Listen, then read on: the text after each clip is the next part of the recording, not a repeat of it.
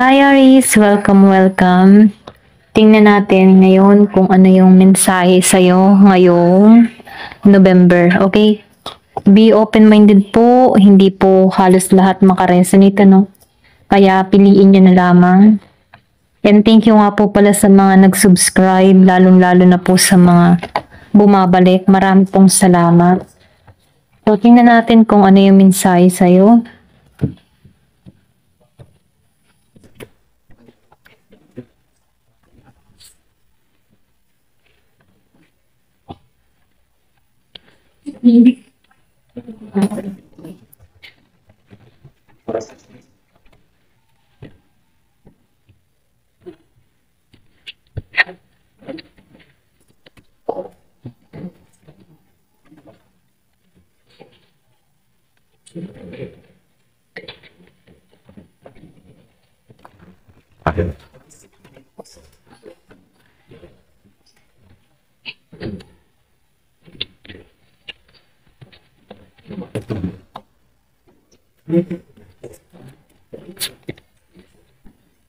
Okay, start muna tayo dito sa card mo.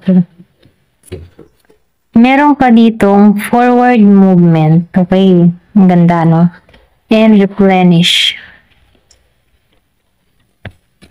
So, nakikitaan ko dito, no?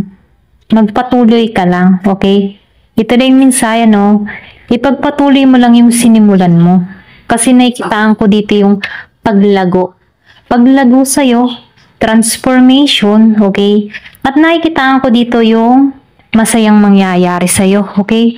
Magiging masaya na parang bata, no? Meron kang innocent energy na kung saan, nagiging kang kontento sa kung anong meron ka. Ayan. So, nakikita ko rin dito yung paglago na nangyayari sa'yo, no? Marami kang kaalaman na kung saan pwede mo siyang i-share sa iba. Then, nakikita ko dito yung happiness. Yung iba sa inyo, magbo-bloom or pwede rin sabihin, meron ditong pagganda, okay? Or meron kang inaayos sa sarili mo. Yung iba sa inyo, pwede rin sabihin, nag-iisip-isip ka na dito na kailangan may baguhin sa sarili, kailangan mag-exercise, or pwede rin meron kang aayusin sa sarili mo, no? Kumbaga, meron kang babaguhin. Pwedeng hairstyle, or pwede rin kulay ng buhok, okay? Or maging sa pananamit, may malaking transformation na mangyayari sa'yo. Na kung saan meron ditong biglaan na masusupresang iba sa malaking pagbabago na mangyayari sa buhay mo. Okay? Merong 45 years old. So, meron ditong replenish, Yung iba naman sa inyo, beware, or pwede rin sabihin, meron dito nagpapahiwatig na meron kang mapapanaginipan, okay? Na kung saan, meron to nagpapahiwatig na merong maganda o mangyayari, okay? So, yung iba sa inyo, nakikitaan ko dito na may paglago, and then nakikitaan ko dito yung bahay, Yung iba sa inyo, meron kang makikilala dito na tao. Ito lang nafe-feel ko. Yung iba sa inyo, maybe meron ka dito parating na soulmate or pwede rin sabihin, makikilala mo na to, okay? So, nakikita ko dito, meron ding travel sa iba na magaganap. So, yung iba sa inyo, mahilig sa musika or pwede rin sabihin, meron nagpapahiwatig ang bawat liriko ng musika sa'yo. I think yung iba sa inyo, meron kang babaguhin na kung saan, yung ba nakatuon ka muna sa pagpapahinga. Kung gusto mo munang mag-relax or pwede rin sabihin na dun ka nakatuon, So, yung transformation dito sa forward movement, patungo ka dito, may pag-usad na mangyayari. So, nakikita ko dito, meron kang mabubuo para sa sarili mo. Meron ako nakikita ditong castle or pwede rin sabihin, dito ka patungo. Kumbaga, meron ditong bahay or pwede rin minimithi mo to, okay? Na magkaroon ka ng sarili mong bahay. Meron ditong patungo sa'yo, magiging kang matagumpay dito. Ito lang nafe-feel ko. Meron din ako nakikitang selebrasyon sa iba. Okay? Pwedeng meron kang a-attend na selebrasyon nang magbibigay ng saya sa'yo. So, nakikitaan ko rin dito na meron dito na alon kumbaga, may problema kang mga naranasan before, ano, pero tapos na to. Kumbaga nakikitaan ko dito na merong sasagip sa'yo, okay? Na magbibigay sa'yo dito ng saya. Kung ikaw may nakaranas dito ng kabiguan sa pag-ibig, ano, merong sasagip sa'yo, okay? Ito lang yung nakikita ko, ano, handa kang ipaglaban ng tao na to, okay? Kumbaga itong tao na ito is sincere sa'yo, okay? Yung iba sa inyo, nakikitaan ko dito, inabuso ka, okay? Inabuso ka ng tao mo in the past. Kumbaga, masyado niyang kinuha lahat ng meron ka. Then, nakikitaan ko din dito yung iba sa inyo, inalisan ka, okay? Maybe yung iba sa inyo, meron kang kadiling dito na seaman, or pwede rin sabihin na yung mahiling mag-travel. Ito lang nakikita ko, no? So, yung iba naman sa inyo, kung nagbabala ka mag-travel, patungo to. Okay? So, yung iba, no, meron akong nakikita dito na meron ditong aksyon. Meron ditong patungo. Okay? Ayan. So, tingnan natin dito sa isang card. Meron 31 years old or merong ipinanganak ng 31. The key, the non-binary in the book. Dito sa the book, marami kang kaalaman or pwede rin marami kang natutunan sa nakaraan, okay? Kung bakit ka lumalago, ano? Yung iba sa inyo grounded ka or pwede rin nagiging ka ng maingat. Kumbaga selective ka, no? Yung mga tipo na hindi ka basta-basta nagbibigay ng informasyon sa sarili mo. Kumbaga pili ka sa mga tao na sasabihan mo ng mga nagaganap or nangyayari sa'yo, okay? So, nakikitaan ko rin dito, marami sa iyo, or marami, yung iba sa inyo, no, ang tingin sa iyo, misteryoso, misteryosa, ganyan, ano, ganun katingnan. Kasi nakikitaan ko dito, masyado kang malihim, okay? Lalo-lalo na sa mga nagaganap sa buhay mo. Hindi ka basta-basta nagtitiwala, okay? Kasi naranasan mo ng masaktan before, kaya maingat ka. Nakuha mo na yung susi dito, no? Kumbaga, nakikitaan ko dito na nakaalis ka na dito, okay? Kumbaga, nakikitaan ko rito, marami kang experience na naranasan na kung saan, ano, ikaw din yung susi kung bakit nahilo mo yung sarili mo, okay? Marami kang pinagdaanan, nahirap, pasakit. Merong pinanganak or ng 26 years old, o merong pinanganak ng 26 or 26 years old ka, no? Yung iba naman sa inyo, 37 years old and 33. Ayan, ito lang yung nakikita ko, no?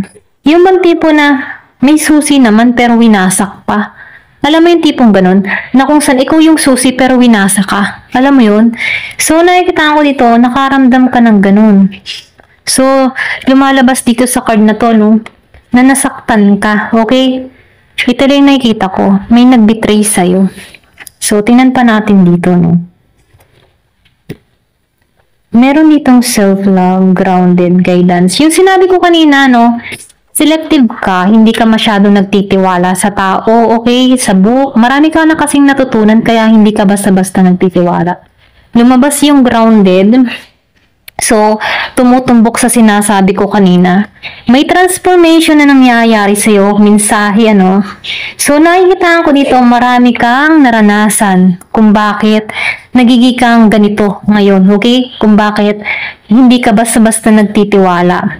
So, nakikita ko dito, guidance, yung talino mo, ginagabayan ka dito sa mga sinasabi mo, sa mga nalalaman mo, kasi ginagabayan ka dito para lumago ka dito.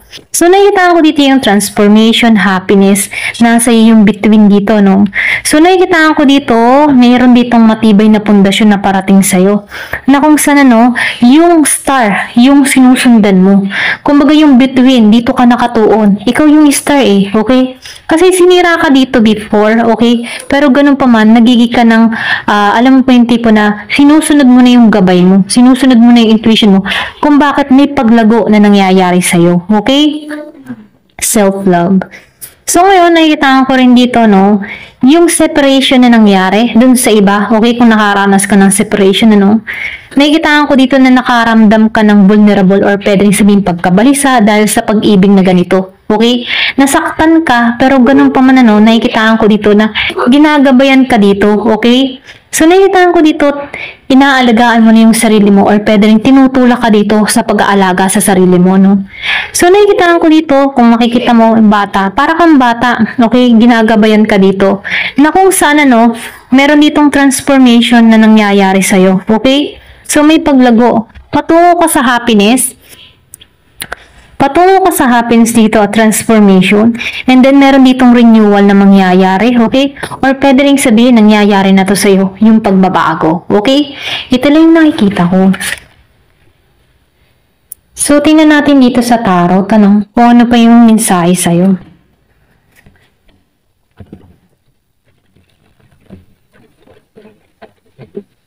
Give me the message for Aries.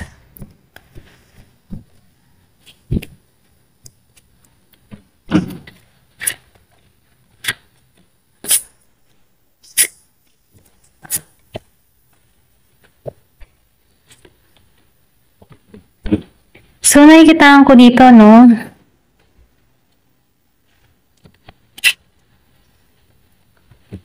Lahat naka-reverse.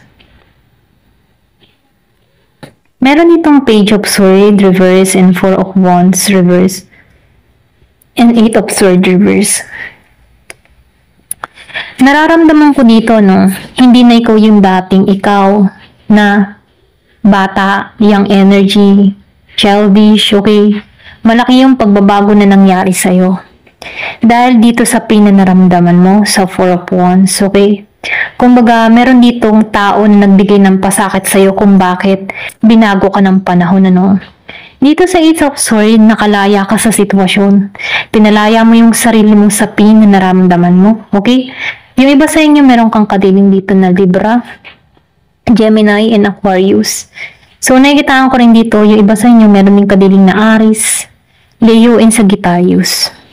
So, nakikitaan ko rito, pinalaya mo na yung sarili mo.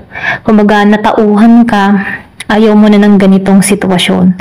Kasi dito sa Page of Swords reverse, masyado ka pang inosente, okay? Kumbaga, nakikitaan ko dito na binago ka ng panahon, binago ka ng experience nito kung bakit grounded ka at sinusunod mo na dito yung gabay mo. Okay? Ito lang yung nakikita ko. So, meron dito na Eight of Wands, Three of Cups reverse, and Six of Swords reverse.